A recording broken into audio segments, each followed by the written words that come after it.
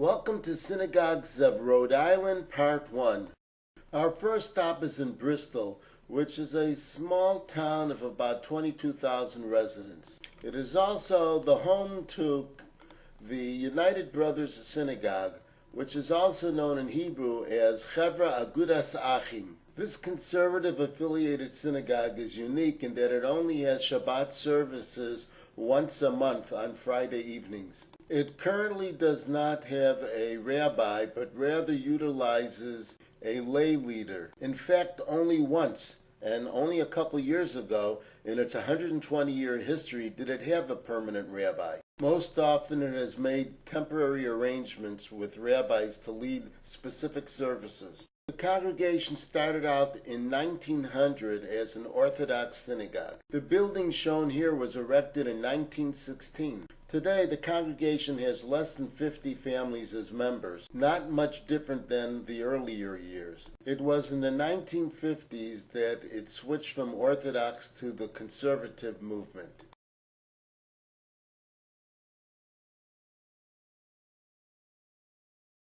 There are a couple of Jewish houses of worship in Cranston, which is a city of about 80,000 and the third largest in the state of Rhode Island. We're looking here at Temple Sinai, a Reform-affiliated synagogue. It holds Shabbat services on both Friday evenings and Saturday mornings. Jeffrey W. Goldwasser is its rabbi. The congregation started out in 1958.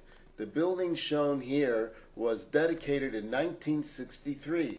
By the way, Rabbi Goldwasser joined the congregation in 2014. The congregation has a religious school with more than 80 students from kindergarten through 10th grade. On average, they celebrate about a dozen bar and bat mitzvah affirmations a year. The other Cranston Jewish house of worship is Temple Torah Yisrael, a conservative-affiliated synagogue.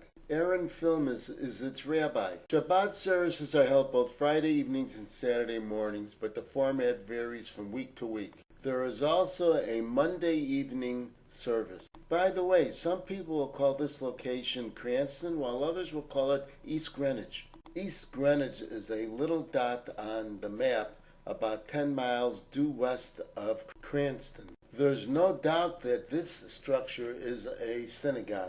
It is Congregation Beth David located in Narragansett. Narragansett is a resort town off the Atlantic coast, has about 15,000 regular residents, and doubles in size during the vacation time of the year to about 30,000. It is conservative affiliated.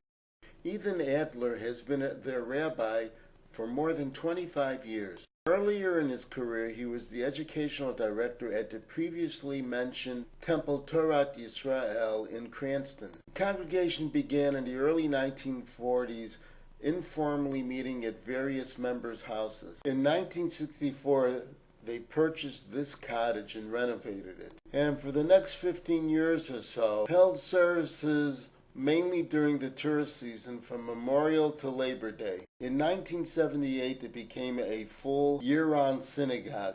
We come to the last city on this excursion, Newport. It's not its largest, with only a population of about 24,000, but it may be the most known in Rhode Island. It was the summer home for both Presidents Eisenhower and Kennedy in the late 1950s and early 1960s. It's also home to at least two Jewish houses of worship. The first is Temple Shalom, a conservative synagogue. The congregation began in the early 1960s as a spin-off from Orthodox Ahavas Achim. The facility shown in this overhead shot was constructed in the late 1970s. Mark Jagolinzer has been its rabbi for more than 40 years. The other Jewish house of worship in Newport is the famous Turo Synagogue, an Orthodox shul. All current services and religious activities are under the direction of Rabbi Dr. Mark Mandel. Also known as Congregation Yeshuat Israel, the synagogue claims a membership of about 125 families. But that doesn't tell the real story. The synagogue is struggling to survive.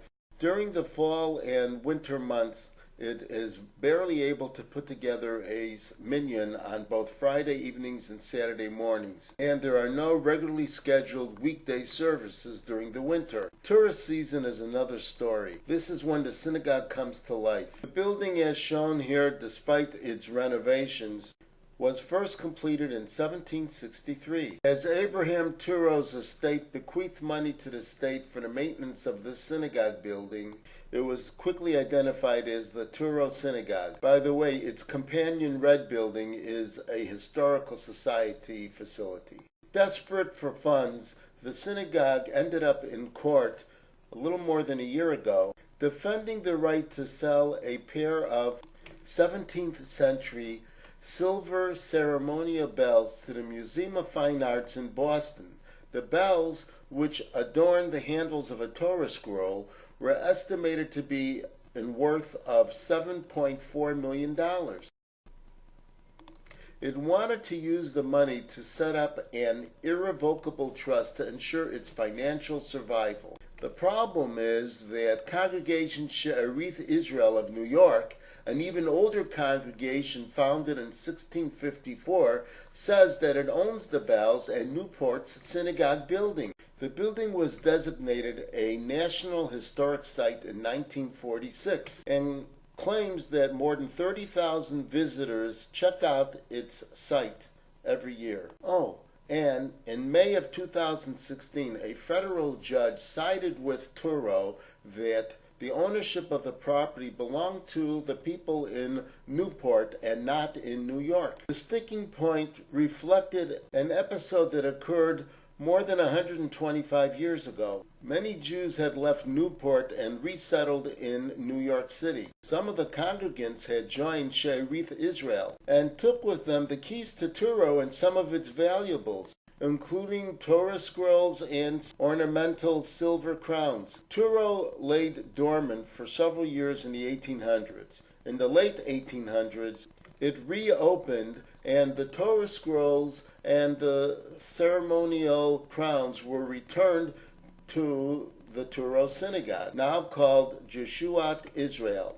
The historical records show that the people named on Turo's original property deed were trustees for the community, not owners of the land or the structure. The judge determined that She'arith Israel was therefore a trustee and not owner. At the adjudication meeting, the judge chastised the New York congregation for claiming ownership and removed it as Turo's trustee, awarding that power to Jeshuat Israel. As some are wont to say, and now you know the rest of the story. This concludes part 1 of our visit to Rhode Island's Jewish houses of worship. More synagogues to visit, so bye for now and see you real soon.